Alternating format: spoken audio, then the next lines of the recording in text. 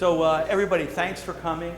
I'm glad to see that we finally put this meeting together. This is our October meeting, and it's going to be our first simulcast meeting into Camp Hill up at PCM.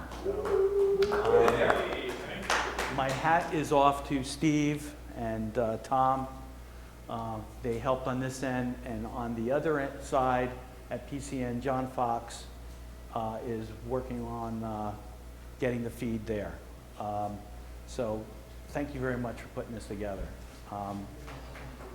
Presently, we're going to have Karl Kuhn from Tektronix and Phil Burnell from Diversified talk about challenges in IP and go over some of the new technologies.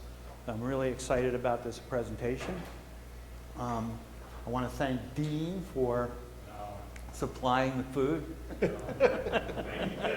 Thanks, Dean. Turn my pretty head. We won't mention anything. Okay. And so just before we hand it over to Karl and Phil, I just want to make an announcement that I'm also a manager here to help with the members. If you like this presentation, please reach out to me. I'm Chuck Deal at Everts. Having this meeting happen in Camp Hill, it just opens up a whole new world so we can get more members. So without any further ado, I want to hand this meeting over to Karl so we can get started. Okay? Thank you, Chuck. Thank you, everyone, for making this happen. Give him the mic. Sorry.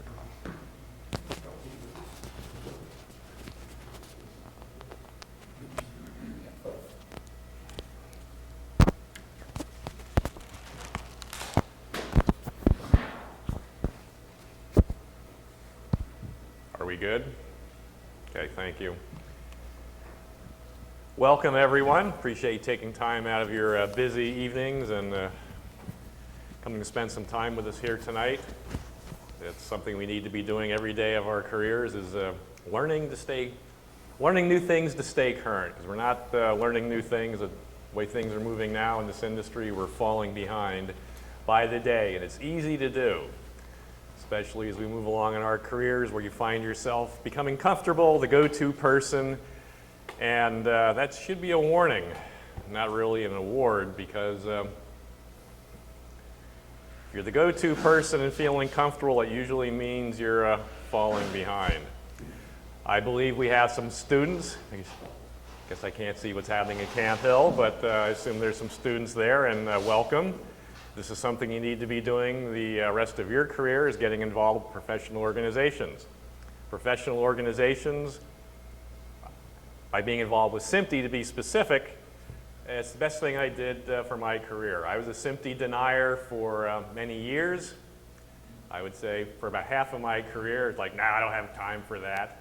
In fact, the guy they ended up replacing at Tektronix was constantly nagging me, you gotta go to SMPTE meetings. I go, well, I'm too busy. I got kids in diapers, lawns to mow. I don't feel like driving into DC, because I live outside of Washington, DC, working at IBM at the time. And the guy that I ended up replacing at Tektronix, my application engineer back when I was at IBM, said, you gotta go. So finally I said, okay, I'll go. And what I realized, I've been in the industry for a long time, and I didn't know what these people were talking about at the SMPTE meeting.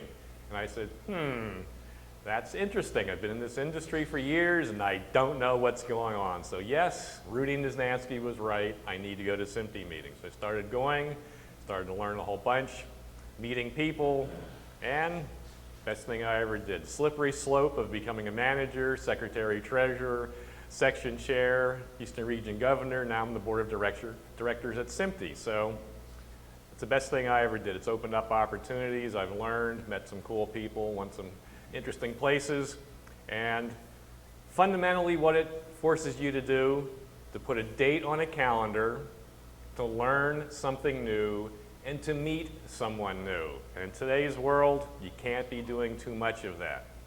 Because in case you haven't noticed, jobs are rather temporary, and when you get right down to it, fundamentally, we're all really self-employed.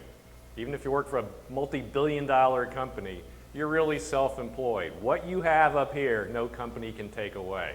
Your job can come and go, things are temporary in today's world, but you're your own brand. You're really self-employed. So by learning, staying current, meeting people, you never know where it's going to next. So students, please take this very seriously, something you need to do wherever you end up in your career. Also realize if you're creative, you have to have an understanding of the business and the technology. That goes for people that are in the technology end. You need to have an understanding and appreciation for the creative and the business. But fundamentally, the business is what this is all about. That's money moving from point A to point B is what gets everybody out of bed in the morning. So have an appreciation, expand yourself, it opens up new opportunities. We're going to talk about today is or this evening, some exciting stuff that's happening in the industry. I've been involved since 9th grade. I went to high school in West Lawn, Pennsylvania, outside of Reading, and we had a TV studio there. So I did a lot of live sports and whatnot, so I got involved at a young age, hung out at PEG Channel at Burke Suburban Cable in Reading, and I found a passion for this industry.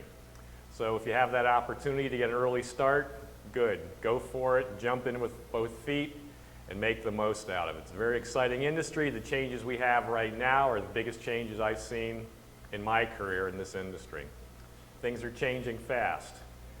But we'll rewind a little bit. There's a difference between analog and digital. So it depends on where you are in your career, how much you understand about video. Analog degrades gracefully. It's a medical analogy. It tells you all your aches and pains. Analog technology is a window in the electronic world. It's a one-to-one relationship. What you see happening at the physical electronic layer is actually what you see and hear coming through the system. It's a one-to-one relationship. Analog drifts, we all know that. Analog can work when it's very impaired. Analog technology will work with its dying breath. You decide how bad it can get before it's considered unusable, but it can be very bad and still work. Where digital has a cliff effect. We went from analog to digital, we removed ourselves one layer of abstraction. Because what you see on the screen can look perfect until it falls off of a cliff.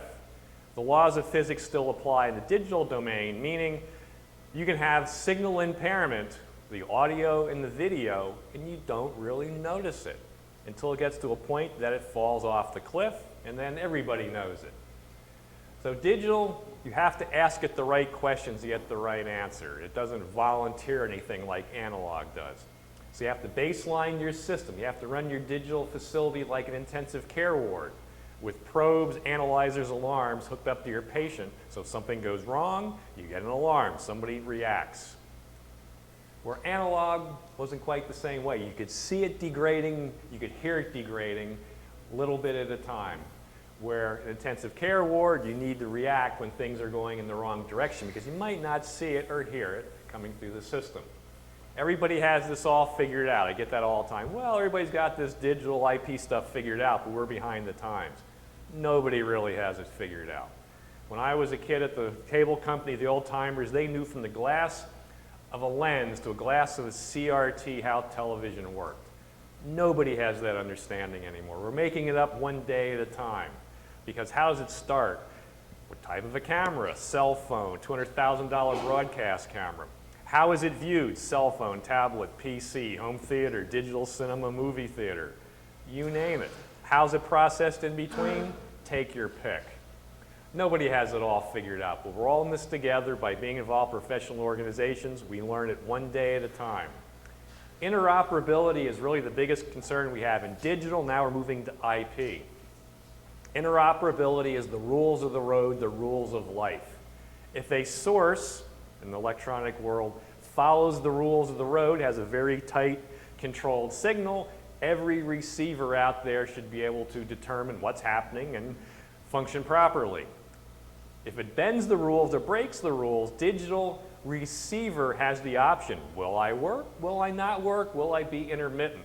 It's like if you get in your car leaving this meeting, you get in the car and say, I'm going to follow the rules of the road, you should have a very smooth ride home without a lot of drama. If you get in your car and say the rules of the road do not apply to me, watch out world, here I come, Who knows what's going to happen? It could be very interesting. It's the same thing in the world of electronics. So we're trying to get interoperability, trying to make sure that everybody's following the rules. In digital, you have to approach it. All devices are guilty until proven innocent. You can't say, well, it can't be that because that should be fixing my problem. That might be the problem that everybody's finger pointing around. A big circuit board, if you're old enough to remember when you actually troubleshoot down to the, soldering things in and out of a circuit board, you knew how to troubleshoot. You step through the circuit, step by step, you look at a schematic to see if the signal's clean here and there. If it is, great. If not, well, you found the problem. A digital video facility, whether it's digital, IP, or whatever we're talking about, is the same thing. What are my test points? What do I expect to see? What looks right? What looks wrong? Here it's good, there it's bad. What device is in between that's causing the problem? That's troubleshooting. Testing is too expensive? Well, test equipment does cost something. What costs more is not testing. Can you afford that? Is it your career? Is the business gets destroyed because something doesn't work right? You lose customers, you lose revenue, you lose ads, you have churn, you have service calls all the time, truck rolls. Is it life and death? I mean, there's always a cost of not testing. Testing is expensive, not testing is always more expensive. Some high-level issues as far as talking to executives and management, which I think as technicians and engineers, we usually do a very poor job at. I've been just as guilty. We have to be able to talk to business people and high-level management because that shows that we bring value. In the analog world, quality of service, your actual signal, was directly associated one-to-one with the quality of experience. If there was an impairment of the electronic signal, you saw it, you heard it. We went to digital. We removed a layer. We have a cliff effect. Now we're adding another layer of abstraction called IP. So you're moving further and further away from the actual content.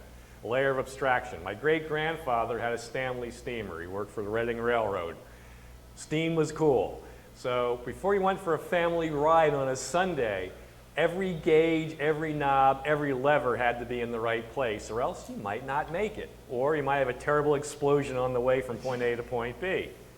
Now, what do you need to know about a car? Back when I got involved with cars back in the 70s, like a small block General Motors engine, I could do anything you wanted. Now with a car, what do? You see codes and people start changing sensors. Dealers are guessing their way through how to fix cars. So we're moving to a layer of abstraction. We're moving further and further away from what is actually happening. So quality of service, quality of experience. Quality of experience is what an end user experiences, which is what executives care about. On their morning report, quality of experience issues, closed captioning, loudness, gamut, local insertion for ads. That's what they want to know about. If you walk into an executive and start talking quality of service, all they hear is blah, blah, blah, blah, blah. I don't care about bit rates and jitter. I got a business to run here. Go fix it. That's what I pay you to do. You walk in saying, I can improve quality of experience.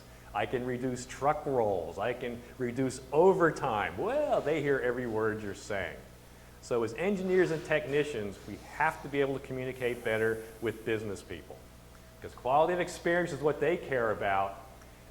We care about quality of service. So we need to be better in tune with quality of experience issues. How does that actually correlate to what we do and how we can make things better? Here's a chart that I had up earlier to show right now, 2017 moving into 2018, we're in the early adopter phase. Maybe you're an early adopter of this technology for IP and PTP. Phil and I are working very closely on some very large projects that are green field, that they're definitely on the cutting edge.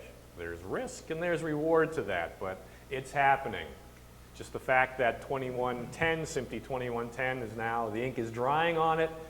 I think the industry has taken their foot off the brake. They know if there's a fork in the road, which way they're going to go. And it's SMPTE 2110 is pretty much what the world has decided on. So there's going to be a lot of momentum, and things are going to be happening fast. But there's a curve. Everybody's not on the same place in the same curve, but that's the way it goes. Video engineers and IT engineers. Which side are you on? Well, most of us are probably on the video side. Video engineering, video technology is a lifestyle. It's not just a job, it's a lifestyle that we've accepted, which means we have a passion for what's going on. Video engineers, Blackburst, Tri-Level, we're more quality of service centric, the signal, because we want the content to be good, so quality of service must be good. You know, SDI we've done for many, many years, we're moving to IP. So our challenge there is to understand IT, IP, become a computer person. We have to do that. So it's a migration, it's a learning curve. Because video engineering is a lifestyle. So is IT engineering. My son is an IT engineer. He's a cybersecurity expert on a highly sensitive, secure government network.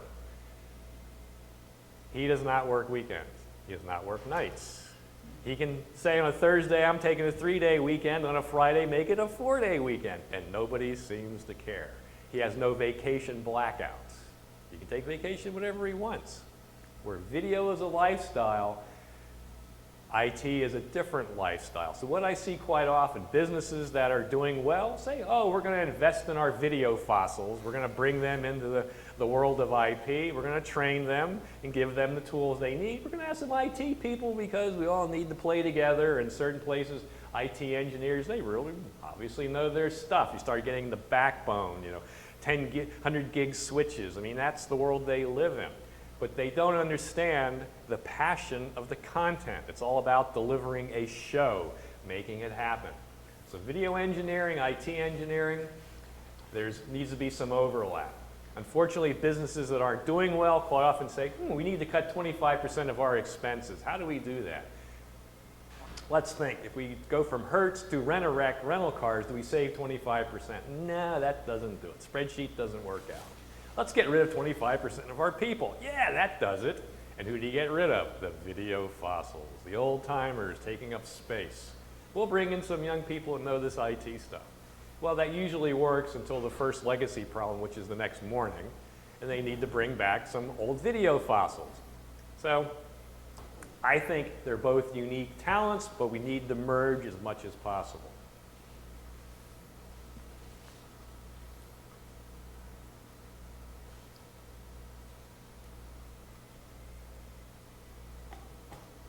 Okay, let's get more specific here with the topic we're advertising. Moving into the IP world, IP interfaces 2022-6 and 7 and SMPTE 2110, the happening stuff that everybody's talking about.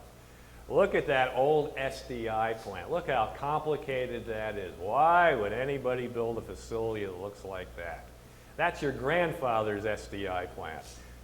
But now, hope you're wearing your seatbelts. This is the IP world we're living in. Look how much simpler that is. What could possibly go wrong? Look at all those nasty cables we've gotten rid of. It's gone. Well, you see any patch panels on there? Aha, there are no patch panels. So that's one of the many challenges we have. So troubleshooting, the methodology, the approach you use for troubleshooting is a little different. But there's some savings here. If you're doing a greenfield build, you could have a 6 or 7 figure savings in not running copper all over the place. That's a business reason. And you have fiber, that's there. You pre-terminate it, you put in specific run length, and you're all set. If you need to change something, you change what's on both ends, because the fiber can handle pretty much whatever you want to throw at it. You're not doing forklift upgrades all the time. So why do we still use SDI? Well, because it works. Been around, it's proven, it's affordable, we understand it, we have the talent that can do it. It's low latency, it's high availability. Out goes to in, and you're in the video business. Quarter turn here, quarter turn there, you have a connection, you're doing video. Nice thing about SDI, you have a signal delay is relatively constant through the coax. The speed of light is the speed of light through air in a vacuum. Through a solid, like copper or optical, it's roughly 80% the speed of light. Different cable types have different propagation speeds. The speed of light varies a few percent from around 80%, but it's a constant. Now moving into the world of IP, what has Karl learned? Continuous learning. We cannot stop. You cannot stop learning. Every day you're not learning something new, that's a day you're more obsolete. And I said we're all really self-employed. We're the brand. You are your own brand. So continuous learning, you're doing it here tonight. Don't slow down. Configuration. Everything in this world we're going to is about configuration. Out goes to in. What a quaint concept. In the world we're moving into, everything's an out and an in. You're trying to multiplex as many signals as you can on one connection. So what we have, every device before it's hooked up to a network, you have to know what you're configuring. There's no guessing, there's no winging it. Every drop down, every radio button, every fill in the blank on every device needs to be configured correctly before you connect it to a network. Because if not, it might not work or it could corrupt the entire network. So we need to be careful about configuration. We've added another layer of abstraction. We're removed another layer. We still have all the SDI concerns. We still have audio, video, loudness, gamut, all those issues, but we added another layer. SFP matching. We have small form factor pluggable, a little about this big modules that are really cool. They can convert anything to anything, in and out, encapsulate, de-encapsulate. They're wonderful, but they must match on both ends of the fiber. If you're doing 800 nanometers, you have to have 800 nanometers on the other end. If you're doing 1310, 1310 on both ends. And sometimes the SFP doesn't make it that obvious what it is. You have to go to the website and say, what is this? You have to look at a model number and go from there. So it's not always that obvious, but without it, it's not going to work. Fiber cleanliness. How careful do we have to be with BNC connectors? Pull out a mud puddle and connect it, it would work. With fiber, not the case. Grease, hair, dust, horse manure, whatever it is, affects the quality of the connection. It does not work if it's not clean. That's something we need to be careful about. No patch panels. I touched on that earlier. Have you ever used a patch panel to troubleshoot? When haven't you used a patch panel to troubleshoot? It's gone. There is no, well, disconnect this and disconnect that and patch it over here. In the IP world, what's on that connection? How about everything? You can't just swap things around. So how do we troubleshoot? It's a different approach. You have to be careful. Packets must be smooth. You'll be tired of hearing me say smooth. You want to start keeping tally, keep score of how many times I say smooth. It's going to be a lot. It's all about smoothness. Where my son, the IT expert, he does not worry about how smooth his network is. I don't have any idea how smooth my network is. If somebody loads something from point A to point B, if it takes 10 seconds longer than it did yesterday to move the same thing, nobody cares. If it has to be resent, nobody cares. How smooth? No idea. If somebody gets whatever they're looking for, his job is done. This is television. I need every packet right here at the exact moment I need it. Smooth. In the right order. In data communications, packets could be out of sequence, you buffer it, you reorganize it, or say, hey, just send me that again. Let's try this one more time. We can't do that. I need every packet right here, right now. No lost packets. You can't say, oh darn, we lost a couple lines of video, nobody will notice. Well, they might notice. It's quality that we're looking for. Anytime a packet goes through a switch, something intelligent, if the packet looks corrupted, it gets dropped. Why propagate a packet that is bad? So it's gone. But there is no resending. Redundancy. How much redundancy can you afford? How much can you avoid a single point of failure? If there's no patch panels, how do you troubleshoot a system that's live?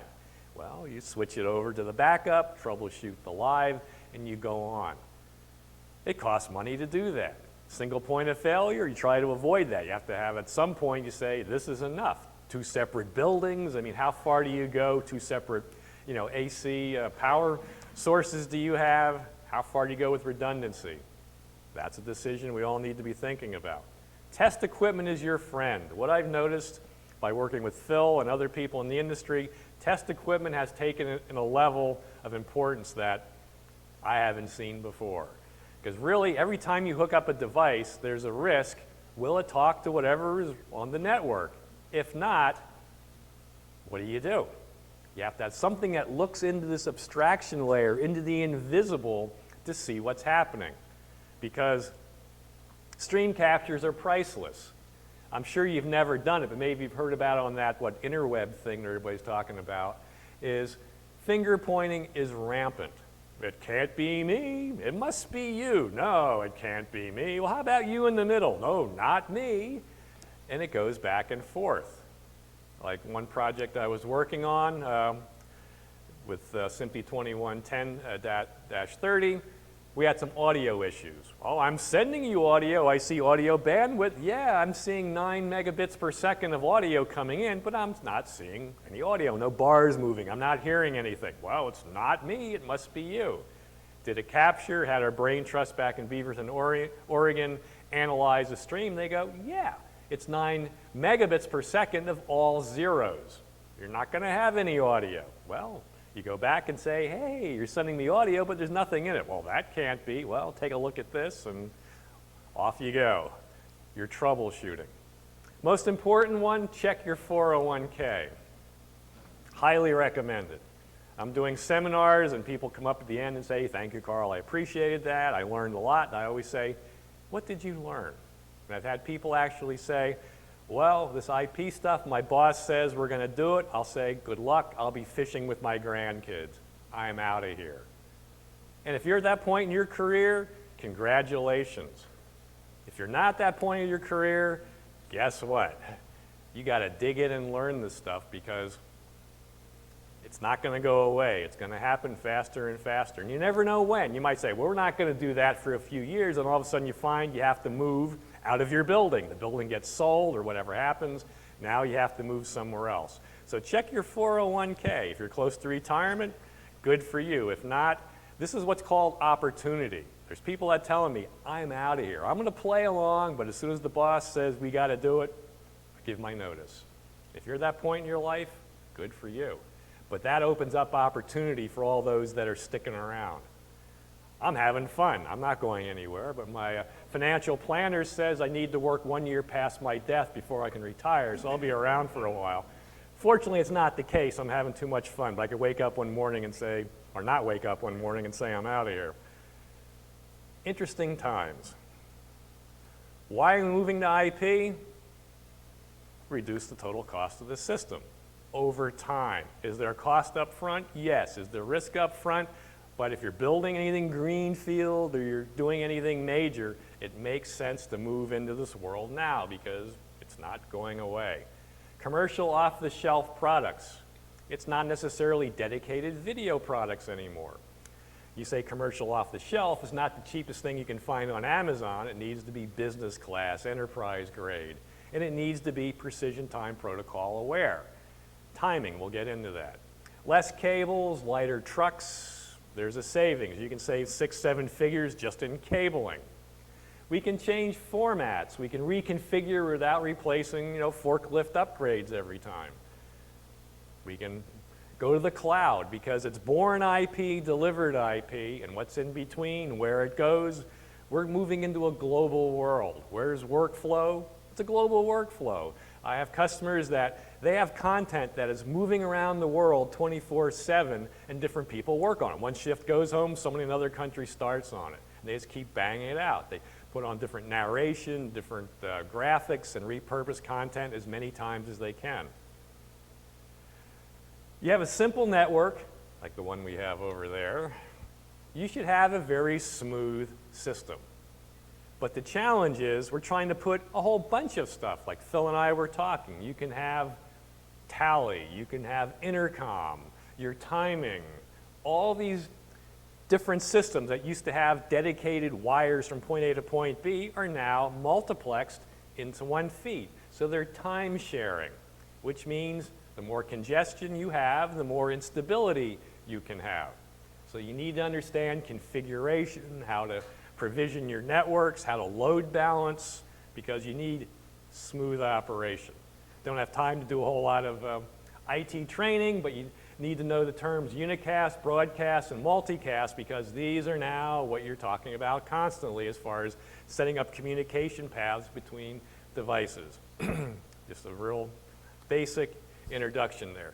Evertz Aspen. Evertz was always pushing the limits, always pioneers, and as far as the first IP implementation they did was Aspen. Essentially, it's an MPEG-2 transport stream of uncompressed video. Typically, an MPEG-2 transport stream has been highly compressed video. They took it to the next level, and they came up with the Aspen system, which was in the early days of IP.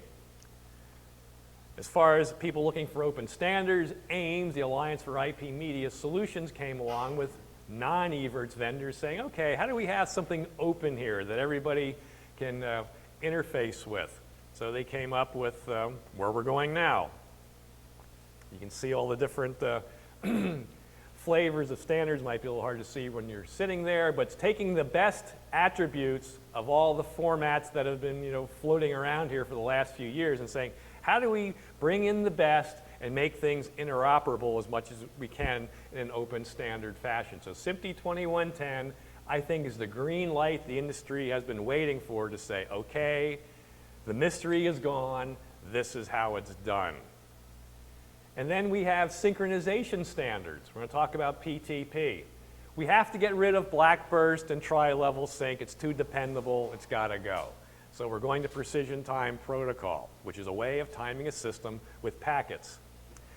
There was a move a year or two ago, excuse me, how do we do 4K, which is 12 gigabits per second, in a 10 gig IP connection?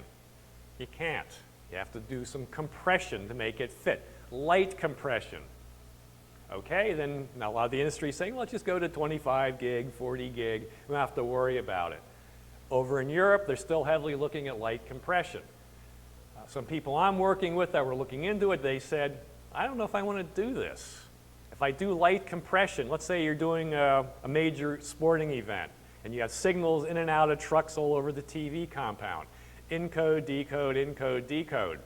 Each one is a generation, possibly, of some artifacts. The risk was being avoided. If I build this facility, it just takes one customer to say, I see compression artifacts, I don't like it. Well, we just spent $30 million on trucks.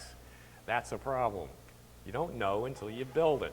So I think there's been some avoidance, and 25 gigs more affordable. Like everything else, technology moves. The IP roadmap. Once again, SMPTE 2110 there in the bottom. There's different parts that we'll get into, 10, 20, 30, 40, and 50, so you can see how they play together. So fundamentally, SMPTE 2110 is usually, if you at the highest level, I have separate streams for audio and video and metadata. It's separate.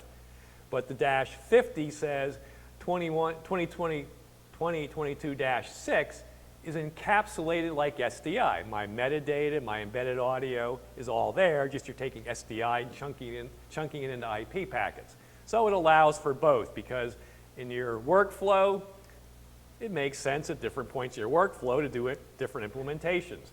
When I'm doing production, I want things separate. The audio, the video, the metadata, because I'm processing, I'm creating.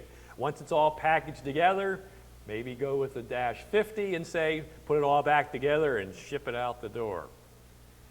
SMPTE 2022, there's different flavors here. Some of these have been around for years. The -2, the -3, the -4. MPEG compressed streams been used for, I've been involved with it my whole time at Tektronix, the last 17 years. Now we're moving into taking high bit rate, basically uncompressed.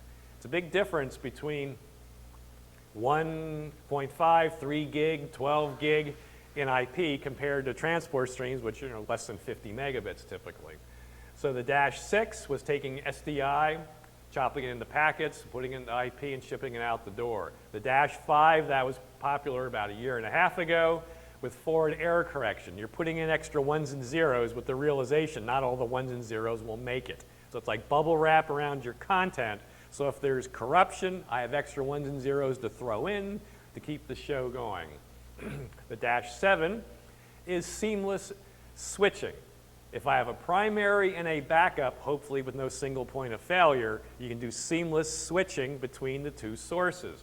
And it can be done constantly. I've done it on a system. You have two SFPs, one primary, one backup. You keep plugging them in and out. You can't see the difference. It's that smooth. If it's working correctly, you wouldn't know one signal's lost and the other one is there. Just for your reference, don't have time to get into all these, but this is all the background of how we got to where we are. You see a timeline there, IBC 2017. People are still recovering from jet lag from Amsterdam, and you can see where we are, which I think one of the next big moves is the auto provisioning, because right now for configuration, as I said, every radio button, fill in the blank, drop-down menu needs to be configured correctly. The auto provisioning, where you have discovery, registration, network connection management, network control, it's more of an automatic process. You hook up a device to a network, it says, here I am, I'm a microphone, I'm a camera, and that fills in a table that is structured for the entire network to say, okay, here's what connections make sense to give you. You don't send video to a microphone, that type of stuff. So it's going to make our lives a lot easier, but it's a little bit off in the future. Let's move on here.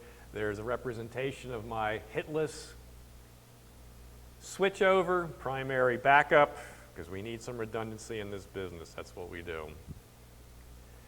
So, SMPTE 2110. In a nutshell, we finally get rid of blanking.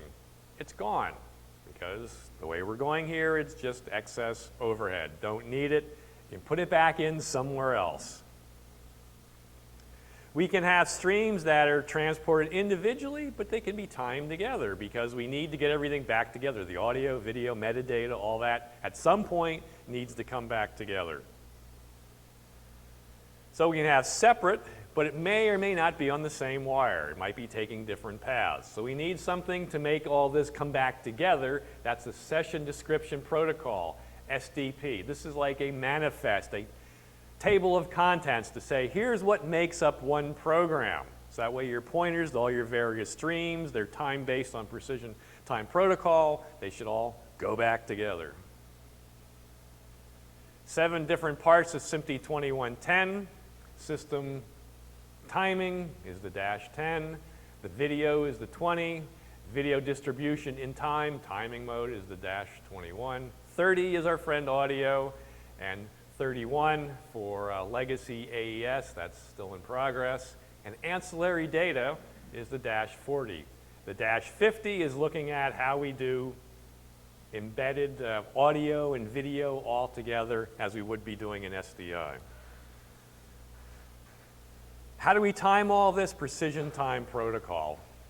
Get into that in several slides from now, explaining what that is. But the standard that we should be studying in our spare time is SMPTE 2059. 2059 is something we're all going to have to know, understand, and figure out how to make it work in our facility. I think it's a big challenge. It's something that we've never done before, bidirectional timing in a system. So we got rid of horizontal vertical blanking, so that's one of the big parts of the video. Each packet contains a timestamp for system timing because we need to have a stable time-based precision time protocol is the answer. The -20, what sampling are we using? 444 is like Hollywood grade sampling where every pixel gets a luma and a chroma sample. The 422 is what we use in broadcast video, which we're subsampling color. You have 4 pixels, let's say. Every pixel gets a video luma sample. Every other pixel gets a chroma sample. So what we're really doing in broadcast quality videos is subsampling the color. Why is that? Because you really don't need it. For the special effects we're doing, green screens, scrolls, scrolls, page turns, all that stuff. It's not Hollywood special effects. 444 is what you need when you're doing Hollywood special effects, where you're doing 10, 15 layers of video compositing. You need to start with a whole lot more information because you're going to lose it as you go through the system. 422 is what we do in broadcast. What you're seeing at home after it's been compressed is 420, which means you're still sampling each pixel horizontally for luma, Chroma, you're averaging horizontally, but you're also color averaging between lines because we don't see edge detail in color. You're looking at a slide here which has dark text on a white background. That's how we see detail. We see detail in shades of gray. We don't see detail in color. We see blobs of color. If I would make the background of this slide dark blue, keep the text the same size, keep it black, you would say, I can't see it. Well, the text hasn't changed. It's the contrast between bright and dark. That's how we see edges. Color is kind of smeared over top. We're much more sensitive to shades of gray than we are color. If you can maintain 100% of the luma, the shades of gray resolution from camera to the home, it looks like high quality video. What you're seeing at home is less than 20% of the color that came out of a camera, and we accept that.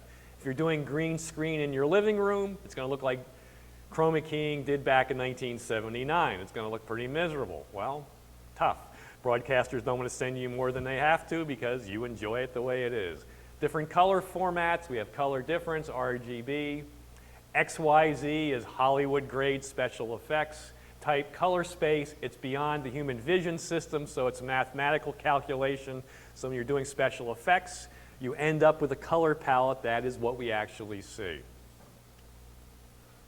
Bit depth, what we're seeing at home is 8-bit. What we're doing inside, contribution grade is 10-bit. 12-bit is Hollywood, 16 is Hollywood. You start going beyond that, you're in the military and all kinds of high-end stuff that we really don't get involved with too much in our industry. Color imagery, there's a whole bunch of different color spaces. 709 is what we deal with in our high definition world. We're moving to wide color gamut, which is SMPTE 2020, which gets closer to what we see as a human being.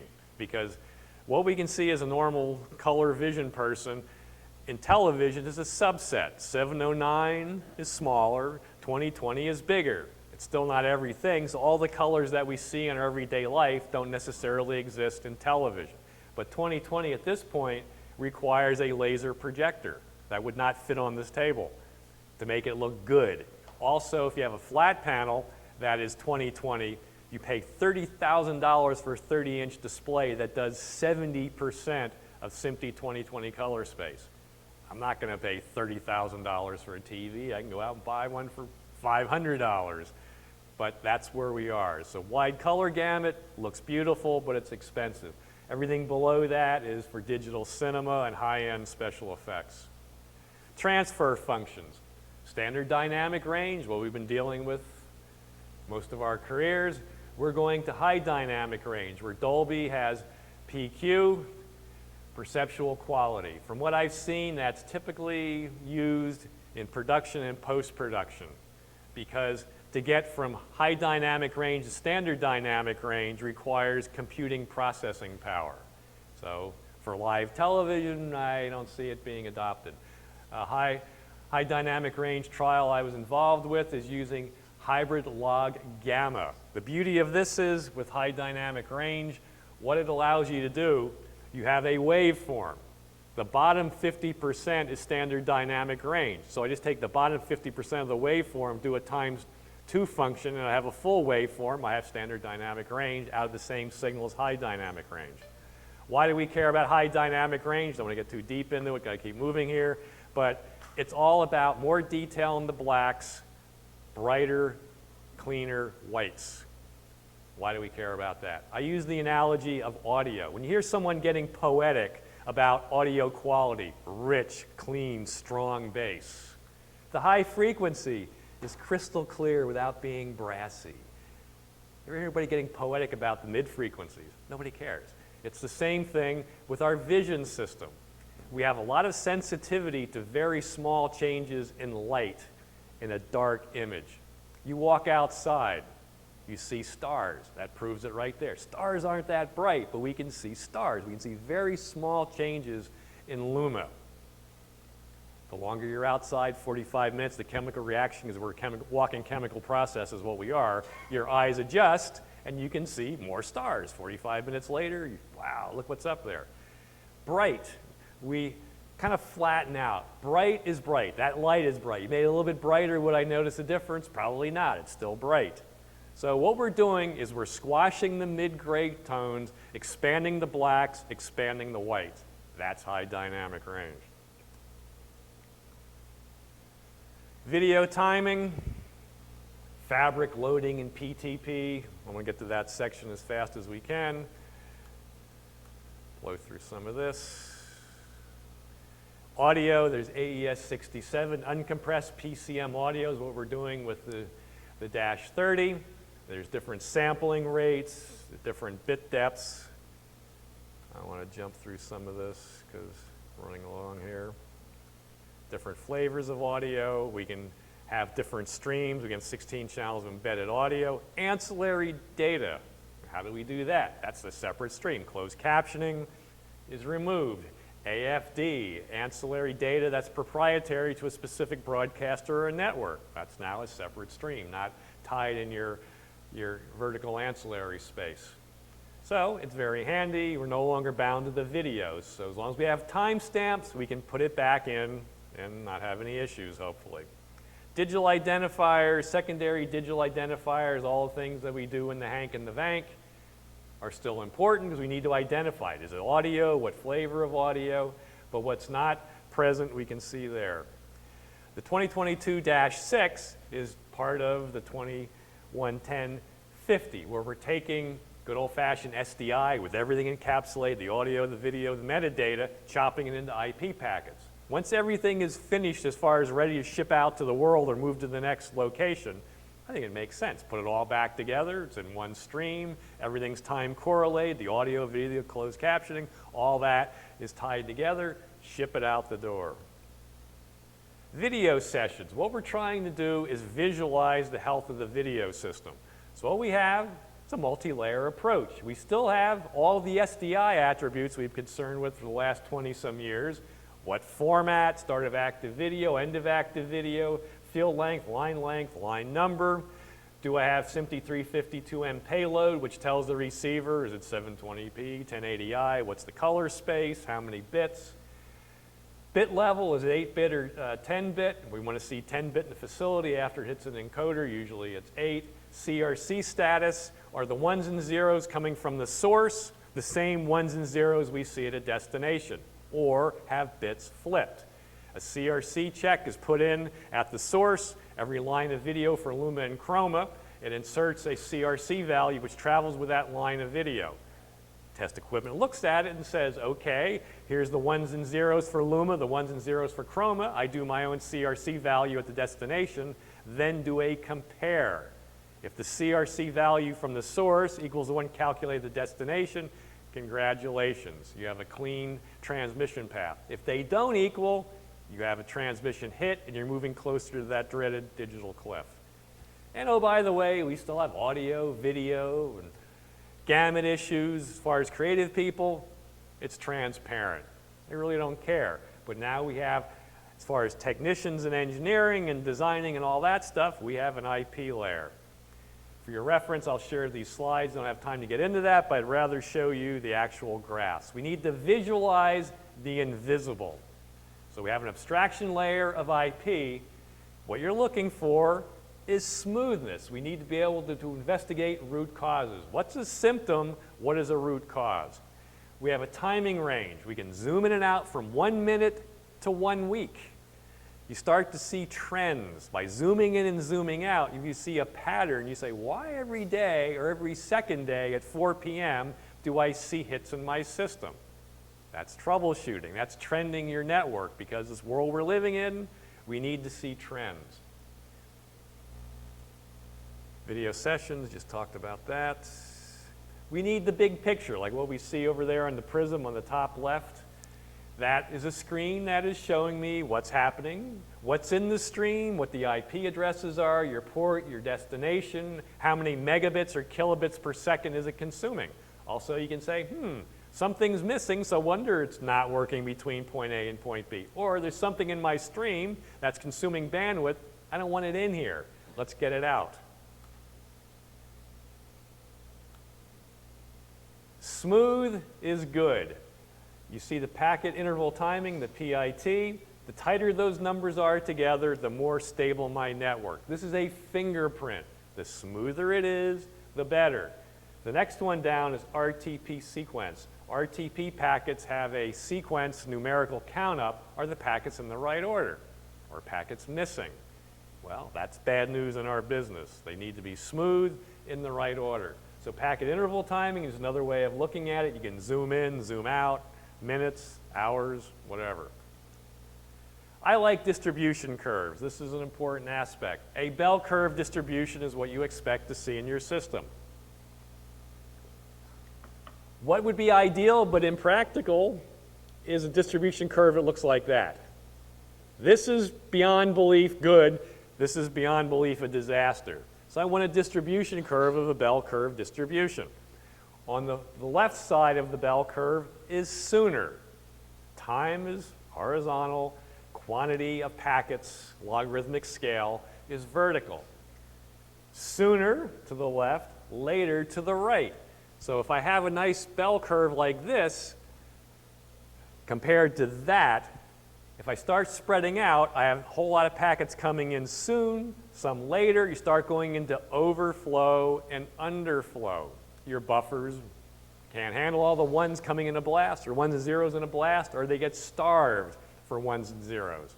Because buffering, you're always trying to determine in a video system, how much do I need to correct any instabilities? But the more buffering you add, adds latency. And latency in live television is something everybody wants to avoid, because you start buffering, that accumulates ones and zeros, which means they leak out slower because they're accumulating. So a bell curve is very important. That's unrealistic. That might be what we see over there, because that's not a full-blown greenfield build. That's a fly pack.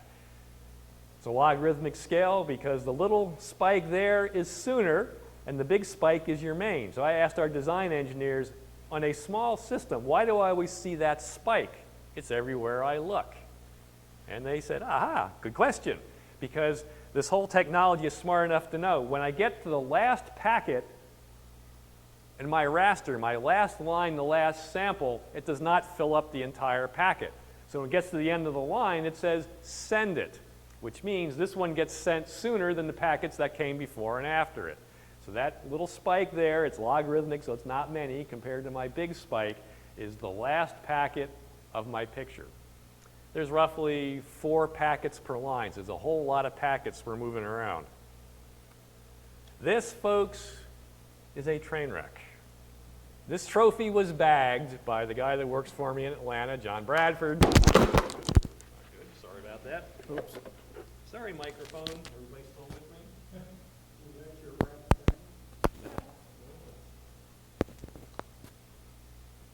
Hearing impaired. Am I okay? Sorry about that.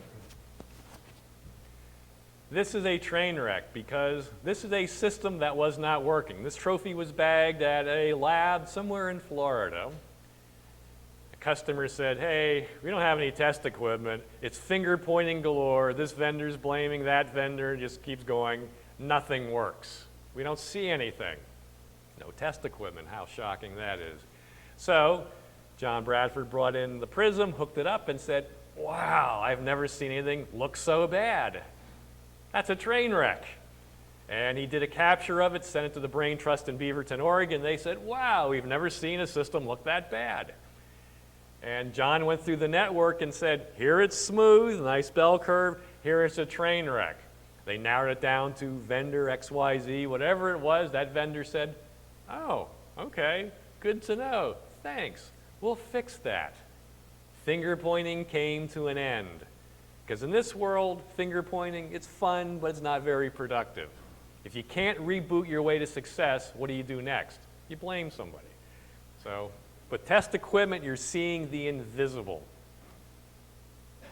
And to continue the train wreck, hard to see with the screen here, but the top, the distance between the min-max and the mean is great. What is horrendous is my sequence errors. I have 200,000 packets that are corrupted. That's bad. This should be a flat line at 0, not hundreds of thousands of packets.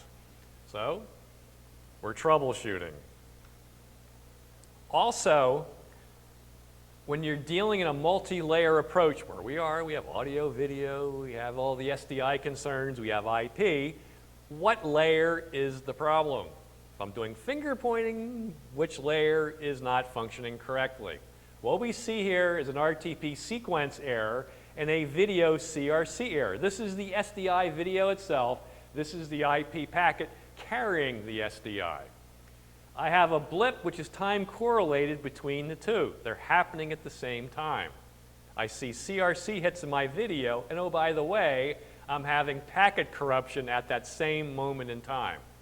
So root cause analysis, it's not the video. The video is the symptom.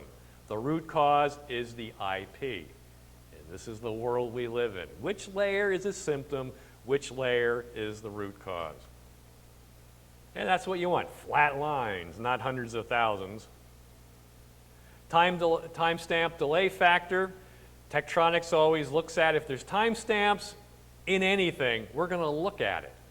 And what we do is look at a rolling 1-second window of RTP packets to see are they coming in nice and smooth. Are there gaps, overflow, underflow issues? Different paths.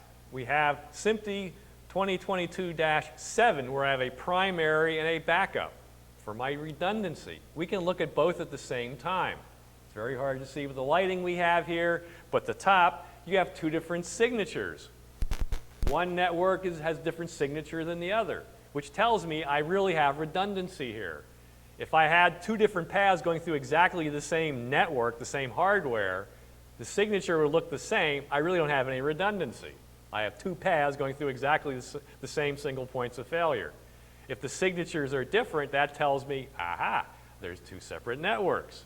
But then if there's two separate networks, is what we have here, what's the time relationship between the two? To have hitless switching, they need to be time correlated. They can't be shifted so much that you can never make a seamless switch. So you need them to be separate, but time correlated the best that you can. I think we covered that. Error logs, your friend. Where did the problem begin? When did it end? Time, date, what port? Troubleshooting. PTP. Let's just jump to the PTP part of the presentation.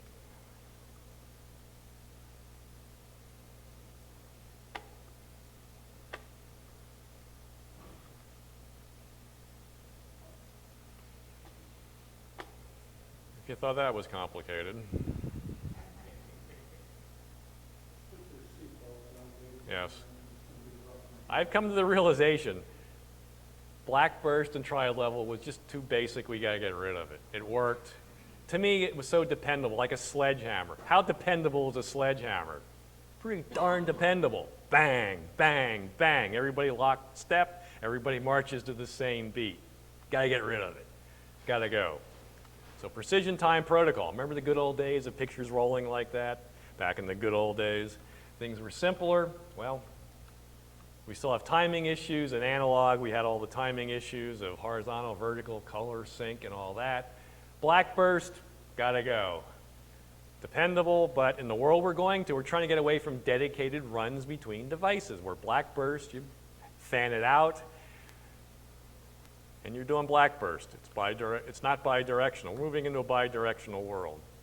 Doing your reference, your timing, third burst crossing is your 0 point. Tri-level sync, too dependable, got to get rid of it. But we need to have a common time base. GPS is our gift from the sky. We have atomic clocks zooming over our head at medium Earth orbits. There's 30-some satellites plus some spares up there that, remember Star Wars? Ronald Reagan? I was involved with this one. It was still a classified Star Wars thing because to have a system of Star Wars, you needed a common time base, atomic clocks, that everything was based on. So this is from the Reagan era. So it was actually fully deployed in 95. The actual birth moment was in 1980. So it was very early Star Wars. We need some common time base, atomic clocks, makes sense. GPS is what we use.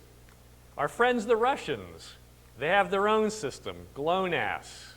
So if you're doing video production near the Arctic Circle or the poles, Guess what? This is what you want to use because the Russians have more, let's say, real estate interests closer to the poles than we do.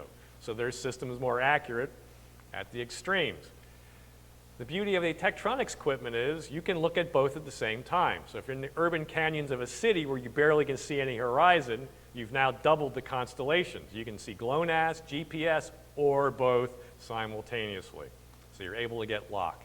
What you want to avoid is sync shock. What you want to have is a legal slew. If you lose GPS for a little bit, or maybe for not a little bit, a long time, when you regain GPS, you want to have a nice slew rate to bring it back in. Not a slam over because you have a sync shock and people don't like that. Precision time protocol. Why don't we just use network time protocol?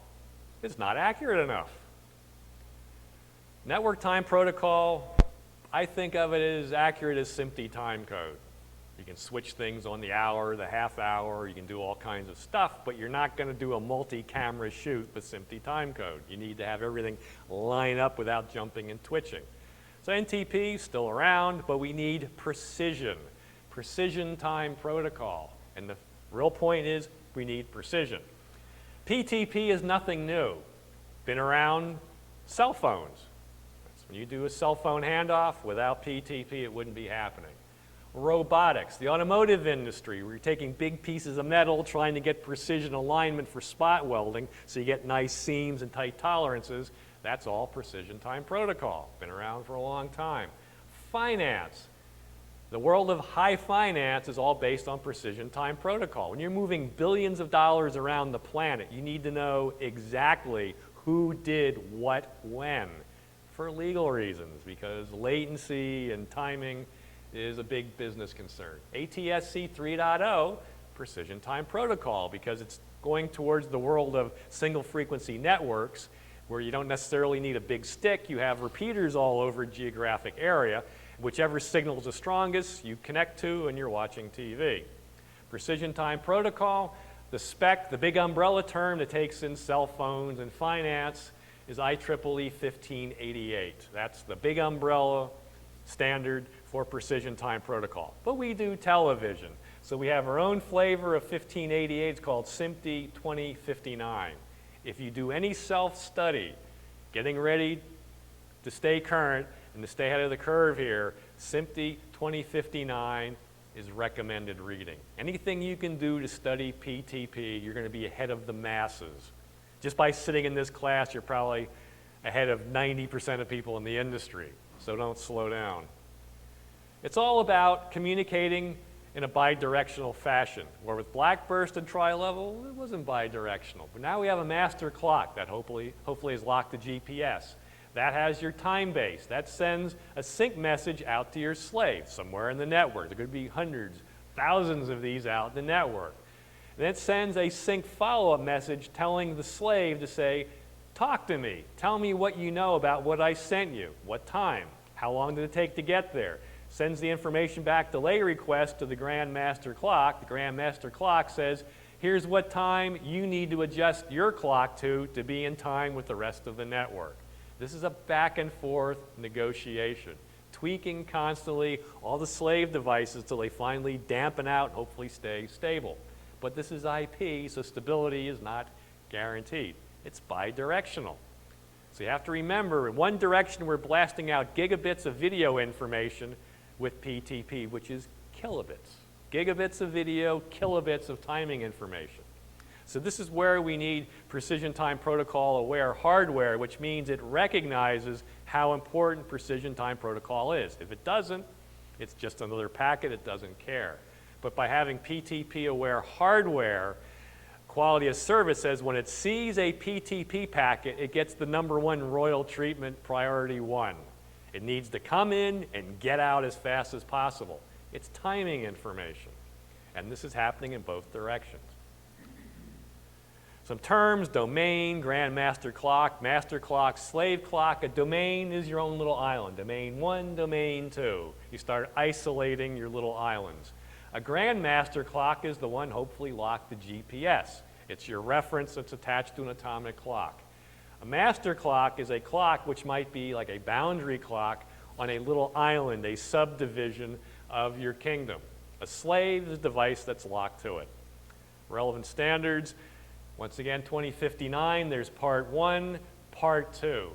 Part 1 is more or less the overview of how PTP correlates with all the other timing information we have in television. The -2, I think, is the part we're going to spend most of our time with, so study 2059-2, because that is telling you how precision time protocol actually works, how we make it work, how we have to configure. AES 67 is for the uncompressed audio. Let's keep moving here. 2059-1. The alignment points, the pointers to all the different timing information we have for audio, for video, for ultra-high def. How do we make all this correlate to PTP? But the real configuration, where we bring our talents to the table, is in -2. The best master clock algorithm. All the parameters as far as configuring for precision time protocol. And there's a lot of different choices to be made. There is no guessing. Whatever you decide of your standards conventions for running your network, what configuration you have, that must be replicated on every device or else it doesn't talk. The best master clock algorithm, I think, is some cool stuff. Anyway, you have to synchronize within 5 seconds. You hook up a device that's properly configured. Within 5 seconds, you should have lock. 1 microsecond of accuracy, that's the goal. Talked about that already. Let's talk about the BMCA, best master clock algorithm. If you pull an SPG 8000A, the 1 rack unit towards the top there's 2 of them together, a primary and a backup.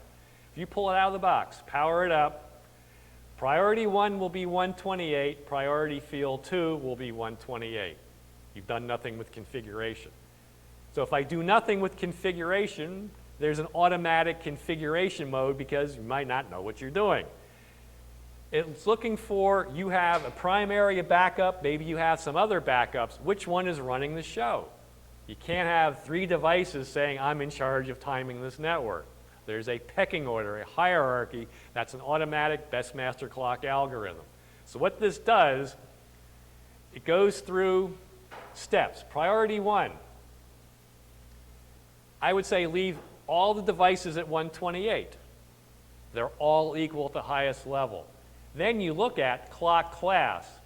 Is it GPS lock or free running? Well, I'd like to tip my hat to the one that's GPS locked because that's an atomic clock I'm locked to. Then clock accuracy, clock variance, jitter and wander. I want the most rock solid clock running the show.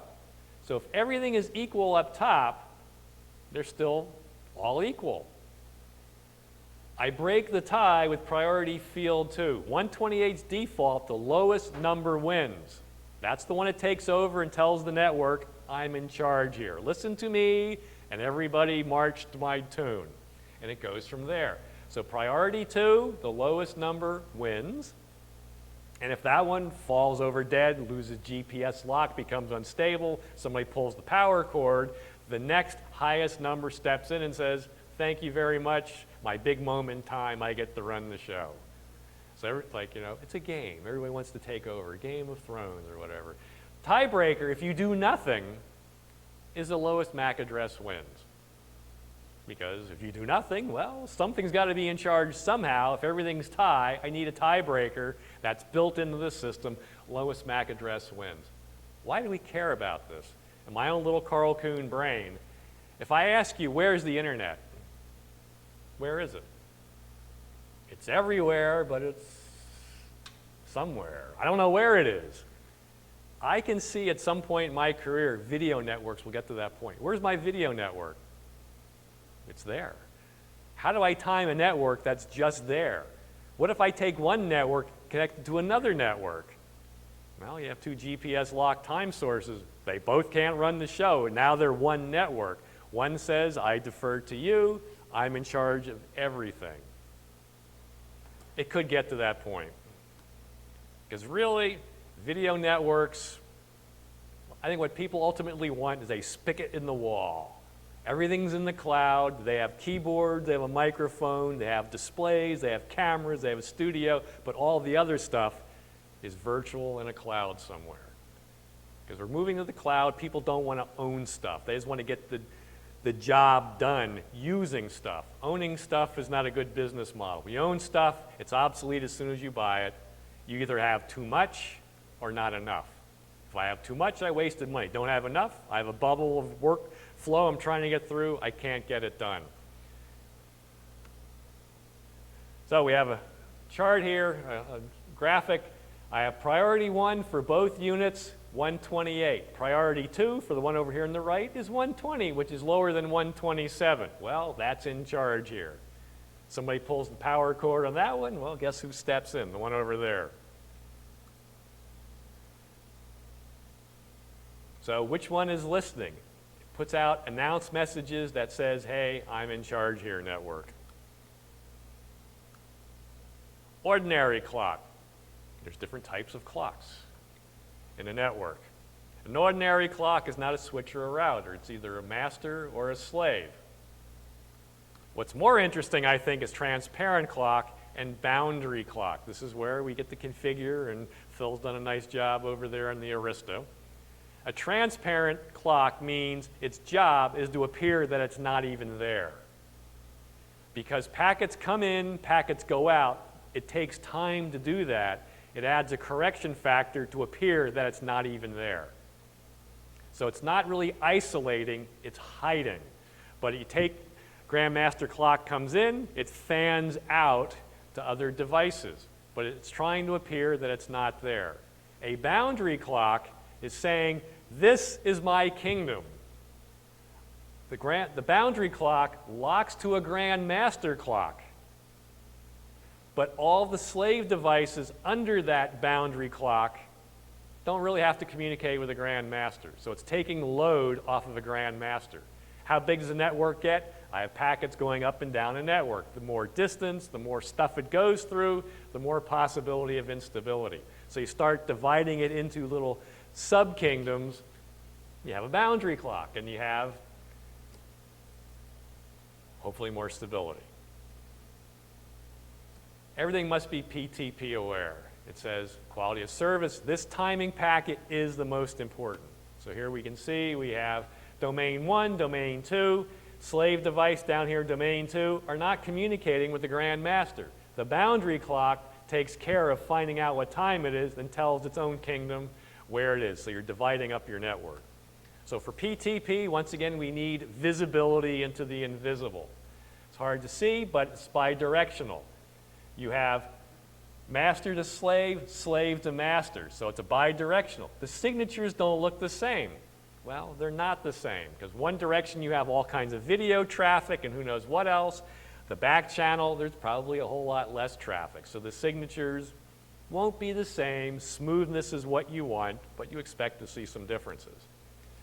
Pattern display that Tektronix has, you have the X in the middle, that's your house reference, black burst, tri-level, or PTP. The circle is the video feed that you're trying to zero time. So where you get into your network architecture, how you start dividing up your network. I have primary and backup. I have transparent switches, which are just basically taking the time information, blasting it out to your boundary switches. It's fanning it out. Transparent switch, once again, it tries to appear that it's not even there. It compensates for the latency in both directions. Where a boundary is a boundary line. Start getting a little bit deeper in this, you're adding spines and leaves. If you want bandwidth, you add spines. You want connections to the outside world for slaves, you add a leaf. So what's a transparent clock? What's a boundary clock? All these decisions need to be made. So this is all part of the configuration. What topology do you want? You can just keep going with how much redundancy, how many leaves, how many spines, what's a boundary clock, what's a transparent clock, where do you insert the video, and where any stability problems you have, do you need to start creating more boundary clocks for more devices, all the things that we're all learning as we go. Just another way of doing the same thing. But these are all architectural questions that you're designing a system. And in reality, this is good for diversified. I can't see anyone just saying, oh, we're going to build our own IP plant because we feel like doing it. With SDI, people have gotten to that level. There's a comfort level. You're not exactly pioneers by building your own SDI plant. With IP, I honestly, you can't do it in-house. I mean, if you try, good, but that's why we have smart people at system integrators. PTP message load. You can't overwork the Grand Master because there's different modes. There's multicast. All messages go to and from all devices. They have to join. You can see how many messages you start getting. You start adding switches and devices. You can start really having a whole lot of traffic. It's small bandwidth, but it multiplies. So you might want to consider mixed mode, where you mix unicast and multicast. Outgoing messages from the Grand Master are multicast. Back channel to the Grand Master is a unicast mode. And then you start bringing in negotiation or no negotiation. In no negotiation mode, which is one of the choices you can make, the Grand Master has to answer every request that is made by anything in the kingdom. If you allow negotiation, the Grand Master can say, I'm busy right now. Free run for a few milliseconds, you'll be fine, calm down. So you want negotiation, no negotiation. Without negotiation, you have a stable network until it gets oversubscribed. Then you start going with negotiation and things start free running, and eventually, does it fall apart? We'll find out.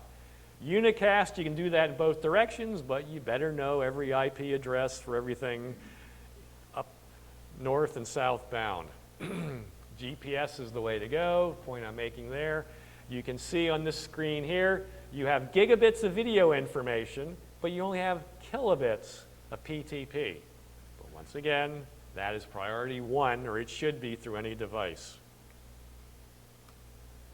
Do I want to talk about this? Probably not. These are all configuration screens. When you're doing your PTP configuration with a Grand Master clock, these are all the different screens that you have to have configured correctly. And once again, if it's not correct, it probably won't work. So all the different choices you have to make as far as your timing information. Troubleshooting PTP. We'll hit on this and we'll do some hands-on. Do I have the right domain? If you're off one number, it's not going to work. What profile do you want to use? Is it with negotiation, without negotiation, communication mode, multicast, unicast, mixed mode, delay mechanism, steps? These are all choices you need to determine. What domain? Well, my SPG 8000A says it's domain 101. Wireshark. If you're familiar with Wireshark, good. If you're not, download it, play with it, because the Prism is great at real time seeing what's happening in the kingdom. Wireshark is good. You take a capture and start drilling into it the third time to see what's happening. With Wireshark, you can filter what you're capturing, or you can filter what you captured. If you filter up front, you have a smaller file to begin with. If you filter once you capture, you have a huge file, and you have to filter down to actually see the domain of the PTP. But it looks at all the traffic if you're not filtering.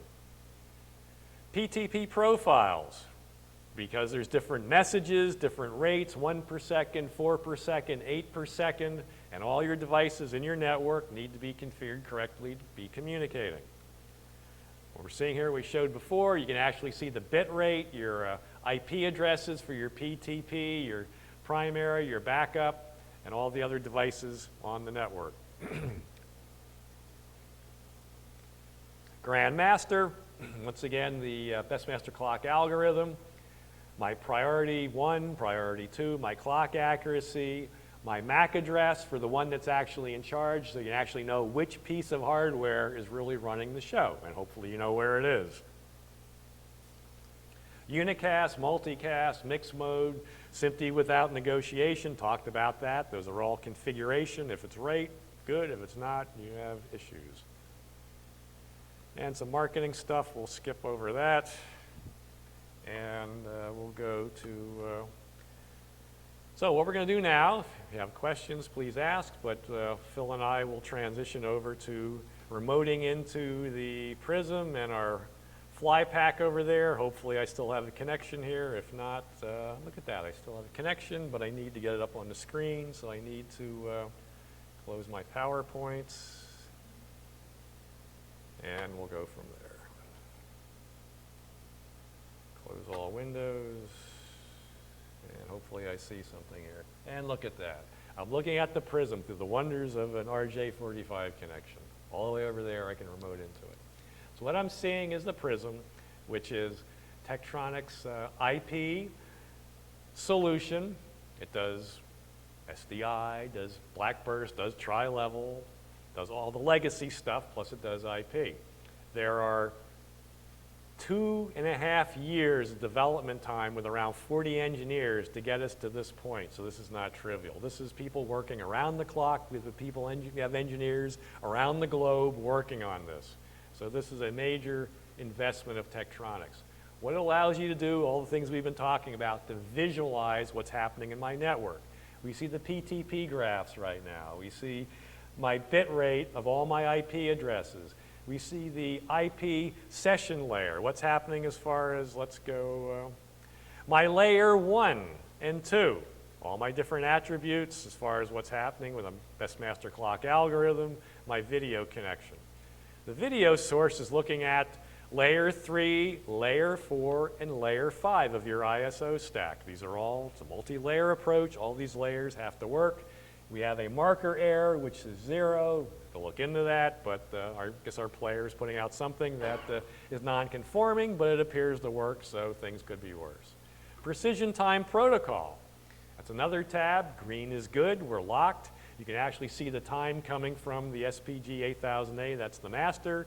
You can see your variation. It's in nanoseconds. We're pretty tight to 0, so life is good. The MAC address of the unit. Your steps removed. We have 2 steps. It's a simple network.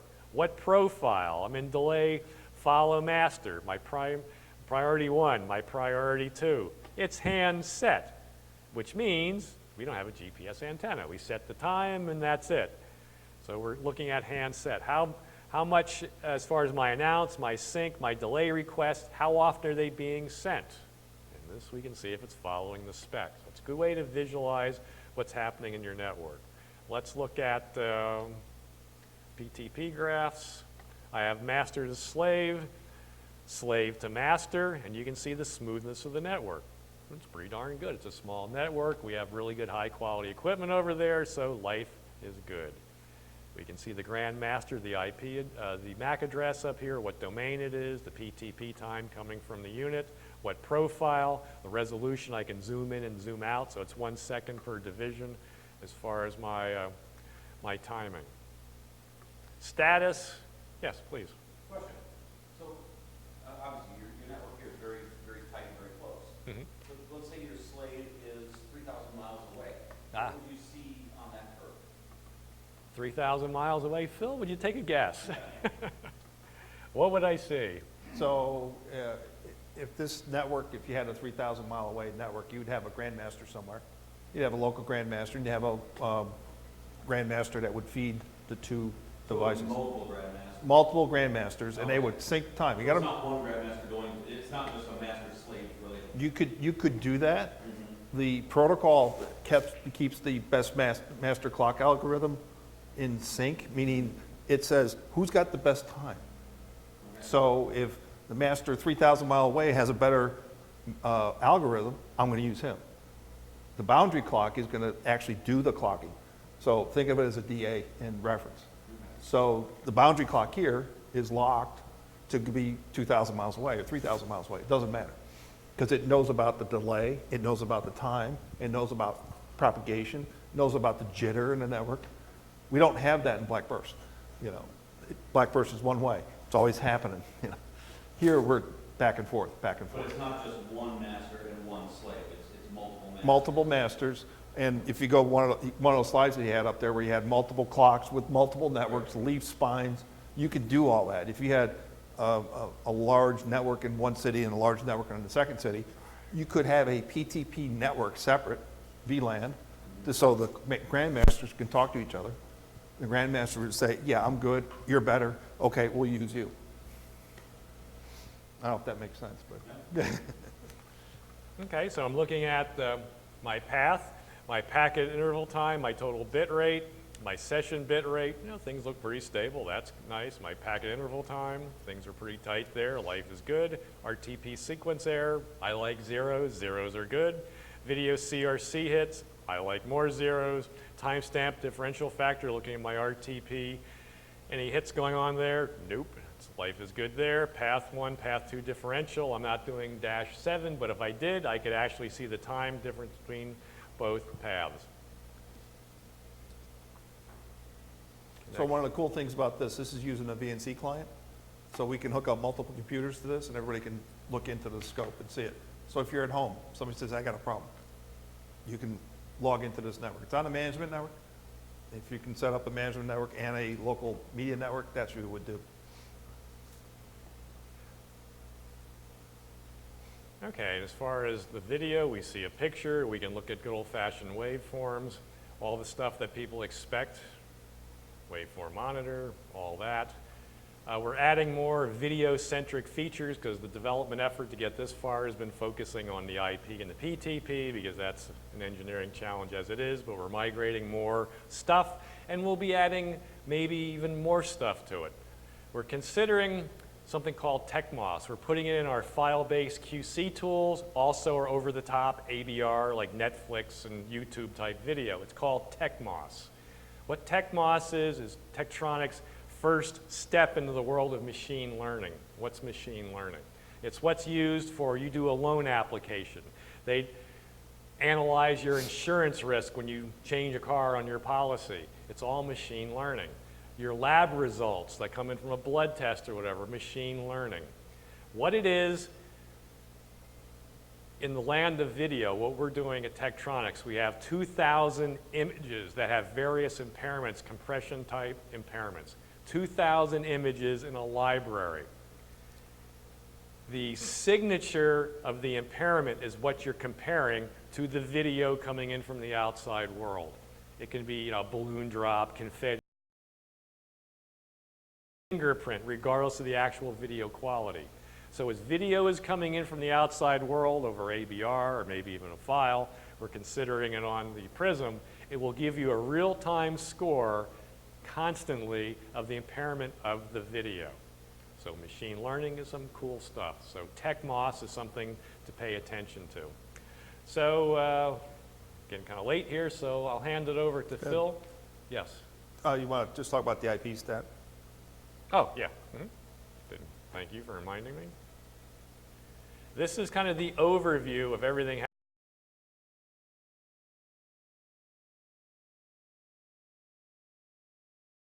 -20, which is my video, 1.3 gigabits. Well, it's a whole lot, a little bit less than 1.485, which is what we had in SDI because we got rid of the blanking and the ancillary data is now somewhere else.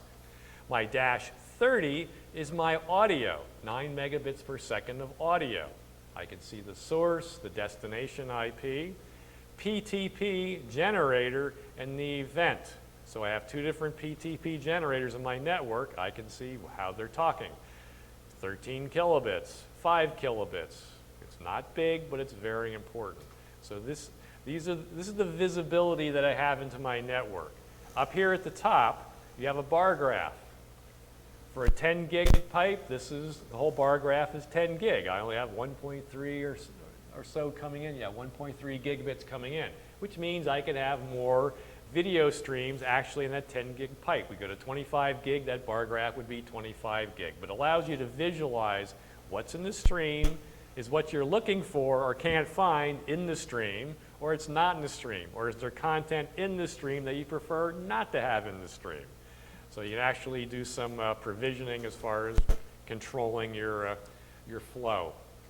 So that's kind of an overview. Green is good. Red means it has an error. So you click on the error and it drills you down. I guess we'd have that video, that marker error that we saw in my 2110-20. So it's a good way to visualize an overview of what's happening. Anything else, Phil?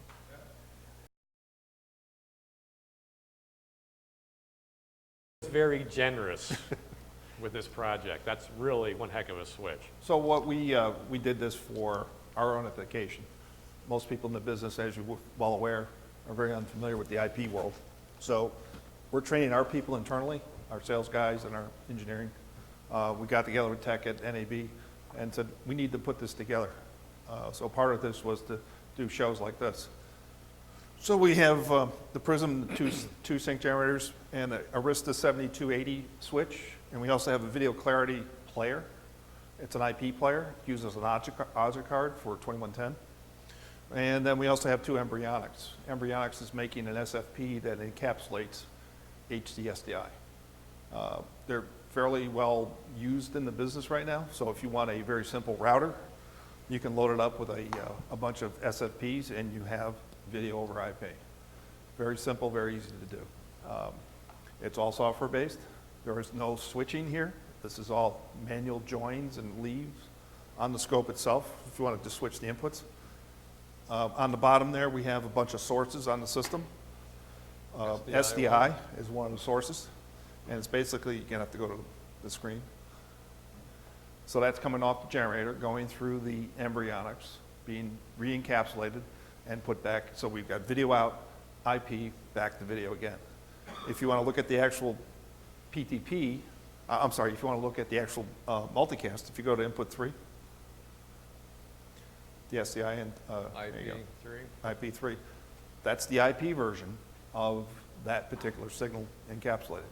So we're taking HD-SDI, encapsulating, we're creating the two streams, the -20 and the -30, and you're on a PTP, but that's what you're seeing. The PTP is there, and you're also seeing the grandmaster, and you're also seeing the slaves. The boundary clock is set in the Arista, so it's .1, that happens to be the VLAN number. We're using 100, very simple, and 11 for the source address is the grandmaster. So you can see the grandmaster and the boundary clock. Very important. You want to know who you're locked to. Who's the boundary clock? Who's the grandmaster? The grandmaster could be anywhere in the country. If it's good enough, it's what they call best master clock algorithm.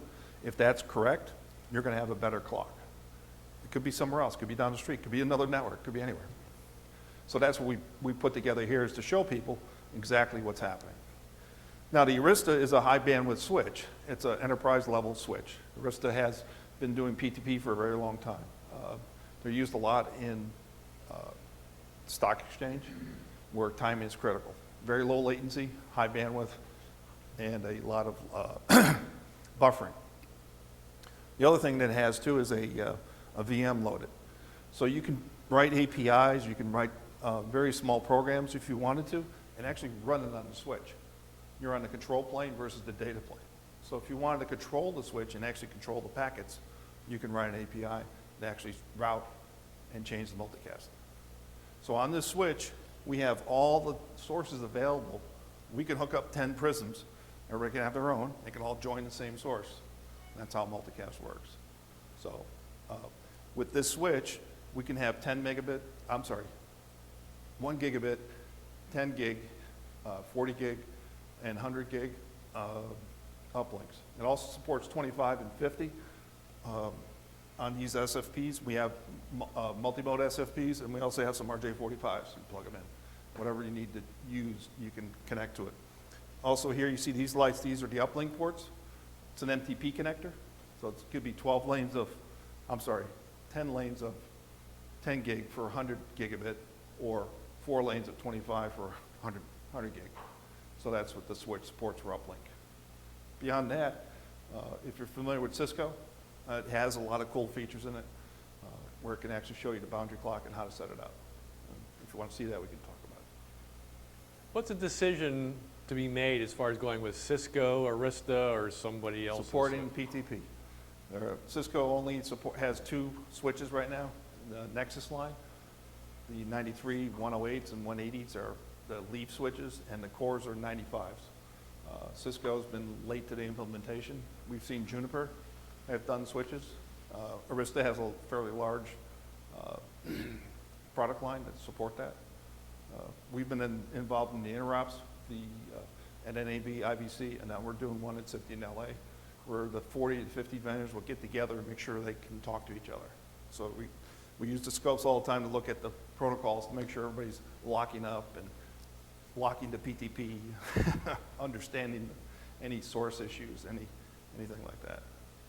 Question for you, Phil, as a system integrator, let's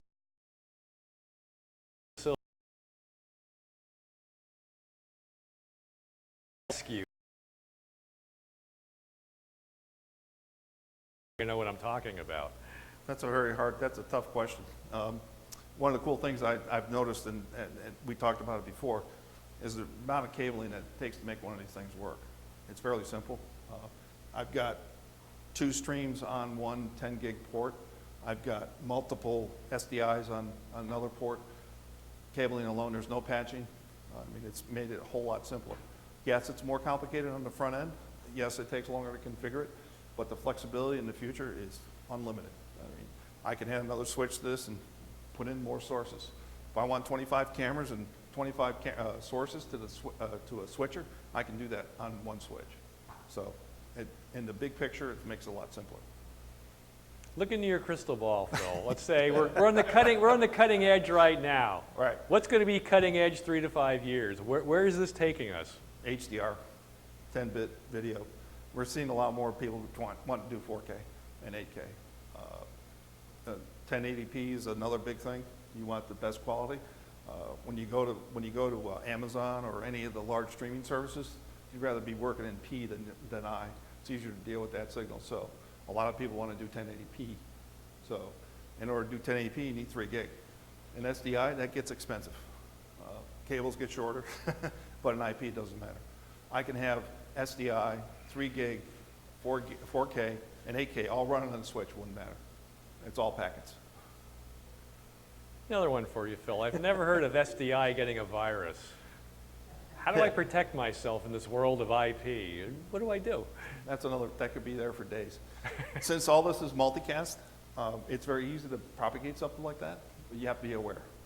Be aware of your ports. We use, if you notice that ports are 50,000, you could set up ACLs to only allow 50,000 through. If you have inspection firewalls, it gets expensive, but you try to isolate as much as you can. That's why we built the switch here with a media network on one side and management on the other side. So the management of the devices do never talk to the media network. Now, embryonics hasn't got that far yet, so you have to plug into the media network to manage the embryonics, but that's the way it is. But all the Tektronix equipment has a separate management port. That's how we're looking at the screen. We're on a management port, we're not on the media network. So that helps. So the world of IP, I have a dedicated video network. What's actually on this network we're talking about, and what traffic do I not? You know,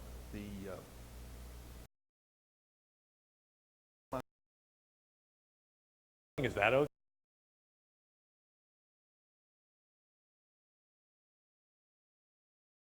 call flow to file. If you're going to be doing any large media, you know, Avid or Adobe Premiere or anything like that, you can put it on this network, but that computer should be isolated completely from the media network. You don't want to infect all your stuff. It's like an air gap is what Yeah. you're saying. Try and air gap it.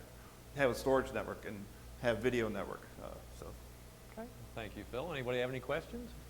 Anybody have any answers? We're open to We answers. got a quiz for you.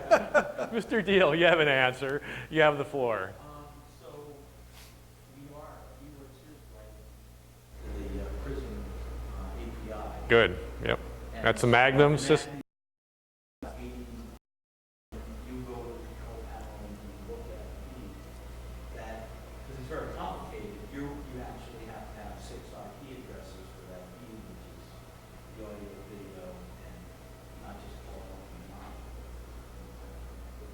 Well, you got to remember, all the media is multicast. So that's the first thing. In the Everest world, you have to switch to that. And in the switch world, in this environment, we just have any device can join. You can hook up your laptop if you can support it and look at the media.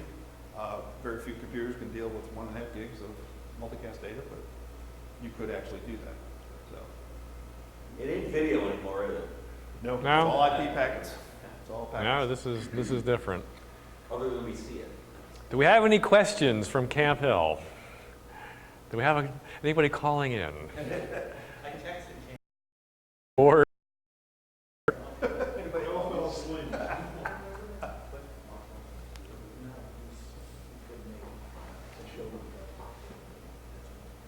Anything else? Closing comments?